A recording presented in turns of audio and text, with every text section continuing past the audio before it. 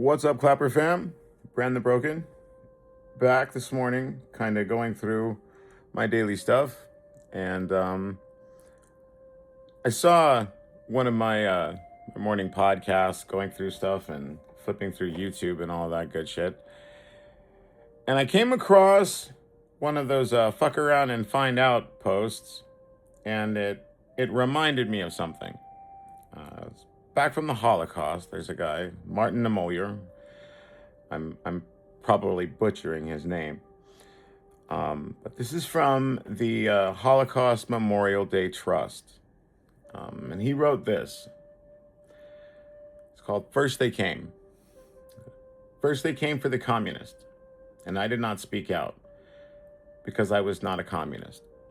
Then they came for the socialists, and I did not speak out because I was not a socialist.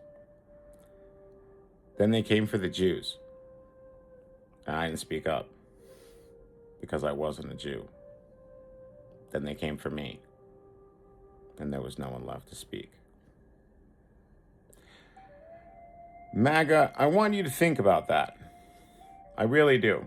While all of these weird laws and bills are getting passed and tossed around, while the ACA talks about not being able to have health care and how you're going to get fined for it, how everything's kind of cascaded into what we have now. And while you're listening to this story here, keep that in mind.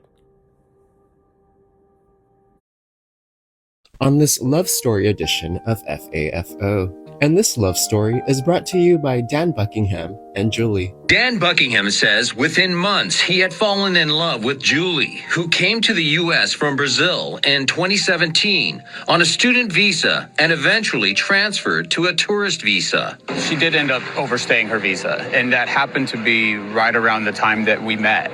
And we fell in love, and next thing you know, we're married. So apparently Julie was at her final immigration hearing when immigration agents were waiting for her to pick her up, citing that she had violations for basically overstaying her welcome. Well, here's the thing about Dan. Do you notice the shirt that he's wearing? Just pause for a second and you'll see. And just for funzos, let's see how they look like as a couple. Because I'm a very nosy person and I decided to go see if he had an X account. And as a FAFO creator, it was a goldmine for me because this gem of a photo was public for all of us to see, where he tags Donald Trump as well as the Department of Homeland Security, I'm assuming Kristi Noem. And Dan writes the following: my wife Julie, who is from Brazil, was detained by ICE 2 days before Thanksgiving at her final green card interview. I respect and support strong immigration laws, but please don't deport my wife. She is a net asset to our country, and I love her so much. And now let's hear it in Dan's very own words too. Dan says he is a strong supporter of tough immigration guidelines, but he also believes his wife and others who are in a similar situation should not be detained for overstaying their visa while trying to gain legal status. Translation: I wanted this for others. This was not supposed to happen to me. Now, I do have a question for Dan. Are you a man of your beliefs and convictions? Because you say you believe in strong immigration laws that you voted for, as well as Julie wearing the MAGA hat, which means that she probably believes in that too, even though she legally can't vote for it. Because I'm not understanding why you're complaining for the very thing that you voted for. For example, if I voted for the candidate that wanted to give out red velvet cake to everybody in the country for free, and if that candidate won and we all got red velvet cake, I would be ecstatic.